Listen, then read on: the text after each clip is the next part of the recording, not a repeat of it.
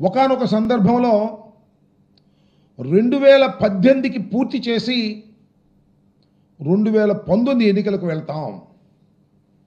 పూర్తి చేయండి అసలు ఎన్నికలకే వెళ్ళాం. చంద్రబాబు నాయుడు గారు అపర భగీరథుడు అని ప్రజల చేత అనిపించుకుని వెళ్తాం అని గొప్పలు చెప్పారు అప్పుడున్నటువంటి ఇరిగేషన్ శాఖ మంత్రి గారు. సరే, మళ్ళా ఇప్పుడు ఆయనకు అవకాశం వచ్చింది చంద్రబాబు నాయుడు గారికి. సరే, ఆయన ఏదో 2007కి పూర్తి చేసేస్తాం అనే మాట మాట్లాడారు. సరే, ఆయన మేము ఇప్పుడు పూర్తి చేస్తాం, అది చేస్తాం, ఇది చేస్తాం అని ఆయన గొప్పలు చెప్పుకుంటే అది వేరే అంశం. కానీ జగన్మోహన్ రెడ్డి గారి ప్రభుత్వం మీద బురదలేటటువంటి కార్యక్రమాలు అవకాశం దొరికినప్పుడల్లా చేస్తున్నారు. దానిలో కూడా ఈ పోలవరాన్ని ఉపయోగించుకొని అనేక సందర్భాల్లో చంద్రబాబు నాయుడు గారు మాట్లాడుతున్నారు. ఆయన ఏమంటారంటే 2019 తర్వాత ప్రజలు మమ్మల్ని దించేశారు, కానీ మమ్మల్ని మళ్ళా తిరిగి అధికారంలోకి తీసుకొచ్చినట్టయితే 2020కే మేము పోలవరాన్ని పూర్తి చేసేవాళ్ళం అని అంటున్నాడు. ఇందాకే పోలవరంలో మాట్లాడుతూ 2018కి పూర్తి చేస్తానని చెప్పాడు. 2019లో మళ్ళీ తిరిగి ఆయన అధికారంలోకి తీసుకొచ్చినట్టయితే 2020-21 కల్లా పూర్తి చేసేవాడట. ఇప్పుడంతా కూడా జగన్మోహన్ రెడ్డి గారు 5 సంవత్సరాల పరిపాలనలో విధ్వంసం చేసేశారట. పోలవరాన్ని సర్వనాశనం చేసేశారట. అప్పుడప్పుడు అంటున్నాడు కదా, రాష్ట్రంలో కూడా 14 లక్షల కోట్ల రూపాయలు అప్పు చేసి రాష్ట్రాన్ని సర్వనాశనం చేశారు అని. చివరికి లెక్కలు చూస్తేనేమో 6,000 కోట్లు. పచ్చి అబద్ధాలు, పచ్చి అసత్యాలు చెప్పి జగన్మోహన్ రెడ్డి గారి మీద బురదలాలనేటువంటి కార్యక్రమాన్ని చేస్తున్నారు. అదే పద్ధతిని ఇవాళ చంద్రబాబు నాయుడు గారు పోలవరంలో కూడా అదే పద్ధతిని అనుసరిస్తూ ఉన్నారు. చంద్రబాబు నాయుడు గారు 4వసారి ప్రమాణ స్వీకారం చేసిన తర్వాత ఒకసారి వెళ్ళాడు, మళ్ళీ ఇప్పుడు వెళ్ళాడు. పచ్చి అబద్ధాలు చెప్పేటటువంటి కార్యక్రమం చేస్తున్నారు. నేను అనేక సందర్భాల్లో ఇంతకు ముందు కూడా ప్రశ్నించా చంద్రబాబు నాయుడు గారిని. ఇప్పుడు కూడా అదే మళ్ళా ప్రశ్నిస్తా. ఎందుకంటే మళ్ళా చంద్రబాబు నాయుడు గారు అవే మాటలు చెబుతున్నారు కాబట్టి. నేను ఒక్క విషయాన్ని గౌరవనీయులైనటువంటి చంద్రబాబు నాయుడు గారిని, రాష్ట్ర ముఖ్యమంత్రి గారిని, 4వసారి ముఖ్యమంత్రిగా ప్రమాణ స్వీకారం చేసినటువంటి అనుభవశాలి, ది టాలెస్ట్ పర్సనాలిటీ అని చెప్పుకుంటారు, చాలా పెద్ద మనిషి అని చెప్పుకుంటారు. ఆయన్ని నేను ఒక్క ప్రశ్న ఈ సందర్భంగా అడగదలుచుకున్నా. ఆయన ఏమంటారంటే, జగన్మోహన్ రెడ్డి గారంట 5 సంవత్సరాల అధికారంలో ఉన్నప్పుడు పోలవరం నిధులను రాష్ట్ర ప్రభుత్వానికి మరలించారట. ఈ మాట మాట్లాడుతున్నాడు.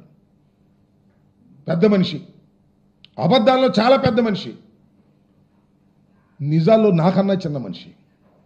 ఎందుకు చెప్తున్నానంటే, పోలవరం ప్రాజెక్టుకు కేటాయించినటువంటి నిధులను జగన్మోహన్ రెడ్డి గారు డైవర్ట్ చేశారు అనేటువంటి మాట మాట్లాడుతున్నారు.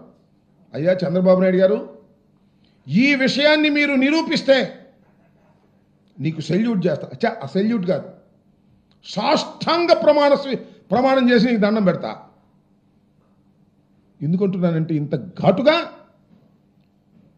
అసలు చంద్రబాబు నాయుడు గారు ఈ ప్రాజెక్ట్ ఎందుకు తీసుకున్నాడండి నాకు అర్థం కాలేదు. ఈ ప్రాజెక్ట్ ఎవరు నిర్మించాలి?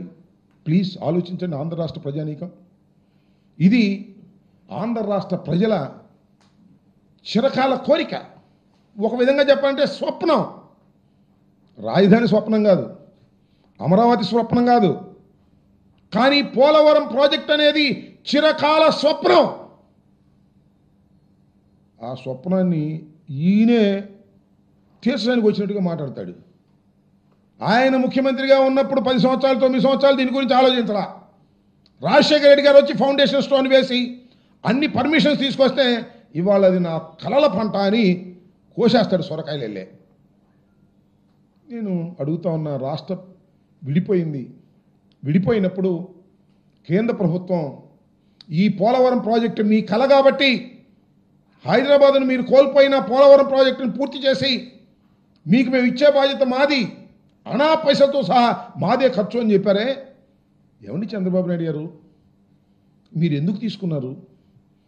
మీరు ఎందుకు కట్టాలనుకున్నారు? రాష్ట్ర ప్రభుత్వానికి ఏమి సంబంధం? కేంద్రం కదా కట్టవలసింది, ప్రతి పైసా కేంద్రమే కదా, నిర్వాసితులకు ఇచ్చేది R&R ప్యాకేజ్ కూడా కేంద్రమే కదా. మీరెందుకు తీసుకున్నారు? 2016లో చంద్రబాబు నాయుడు గారు తీసుకున్నారు. ఎందుకు చెప్తున్నానంటే ఫండ్స్ని మేము డైవర్ట్ చేశామని చెప్తున్న సందర్భంగా నేను చెప్పదలుచుకున్నా, ఇక్కడ అడగదలుచుకున్నా. అసలు ఏంటో షరతు తెలుసా? చంద్రబాబు నాయుడు గారు తీసుకున్న షరతు, ముందు రాష్ట్ర ప్రభుత్వం ఖర్చు పెట్టింది, వాళ్ళు రీఎంబర్స్మెంట్ ఇస్తారు. అంటే మనం ఒక 1000 కోట్లు ఖర్చు పెట్టామనుకోండి, ఈ 1000 కోట్లు కూడా లెక్క చూసి, అయ్యా మీరు ఖర్చు పెట్టి మన నిజమేను, మీ రాష్ట్ర ఖజానా నుంచి ఇదిగో ఈ 1000 కోట్లు తీసుకొని నేను ఇస్తారు. నేను అడుగుతా ఉన్నా, ముందు మనం ఖర్చు పెట్టిన తర్వాత, అర్థమవుతుందా మీ అందరికీ? ముందు మనం ఖర్చు పెట్టిన తర్వాత వాళ్ళు రీఎంబర్స్మెంట్ ఇస్తే డైవర్ట్ చేసే అవకాశం ఎక్కడుంది చెప్పండి? వాళ్ళు ముందు కేటాయిస్తే కదా డబ్బులు. అయ్యా మీ పోలవరం ప్రాజెక్టు 50,000 కోట్లు అవుతుంది, ఇదిగో ఈ 50,000 కోట్లు మీకు మేము ఇస్తున్నాం అంటే కదా మనం డైవర్ట్ చేసేది. ముందు మనం ఖర్చు పెడితే, ఎక్కడి నుంచి? రాష్ట్ర ఖజానా నుంచి ఖర్చు పెడితే, ఆ ఖర్చు పెట్టిన డబ్బులు నిజంగా ఖర్చు పెట్టారా లేదా అని Polavaram project authority CWC check చేసి అప్పుడు మనకు డబ్బులు ఇస్తారు. ఎట్టా చంద్రబాబు నాయుడు గారు అసలు ఇట్లా ఆ ఫండ్స్ని డైవర్ట్ చేయడానికి ఎక్కడ అవకాశం ఉంటుంది చెప్పండి? ముందు మనం ఖర్చు పెడితే వాళ్ళు డబ్బులు ఇస్తే అర్థం కావట్లేదా సామాన్యులకి? ఇలాంటి పచ్చి అబద్ధాలు ఇవాళ పోలవరం వెళ్ళి చెబుతున్నాడు చంద్రబాబు నాయుడు గారు. నేను ఆ రోజున అడిగా, ఈ రోజున అడుగుతున్నా, సమాధానం చెప్పేటటువంటి పెద్ద మనిషి కాదు ఆయన. సమాధానం చెప్పకోకుండా తప్పుకుపోయేటటువంటి అతి చిన్న మనిషిగా నేను భావిస్తున్నాను. అదేమిటంటే, కేంద్రం నిర్మించవలసింది రాష్ట్రానికి ఏమి సంబంధం? ఒకటి. రెండో పాయింట్, ఇప్పుడండి మీరు కేంద్రం దగ్గర నుంచి ఒప్పించారు, మీరు 14లో అధికారంలోకి వచ్చారు, ప్రమాణం చేశారు, స్వీకారం తీసుకున్నారు, ముఖ్యమంత్రి అయ్యారు. ఎప్పుడు కేంద్ర ప్రభుత్వం అంగీకరించింది రాష్ట్ర ప్రభుత్వం అయ్యా నువ్వే కట్టుకోమని? 2016లో ఒప్పుకుంది. ఎందుకు ఒప్పుకుంది? నువ్వు వెళ్ళి బతినాడితే ఒప్పుకుంది, నువ్వు కాళ్ళ పడితే ఒప్పుకుంది. అయ్యా మేమే కట్టుకుంటాం సార్, డబ్బులు మీరివ్వండి, ముందు మేము డబ్బులు ఖర్చు పెడతాం రాష్ట్ర ప్రభుత్వం, తర్వాత మీరిద్దరు. ఎందుకు ఇవన్నీ? నీ సొంత కాంట్రాక్టుదారులకు దోచి పెడదామని తప్ప ఏమన్నా ఉందా అని అడుగుతా ఉన్నా.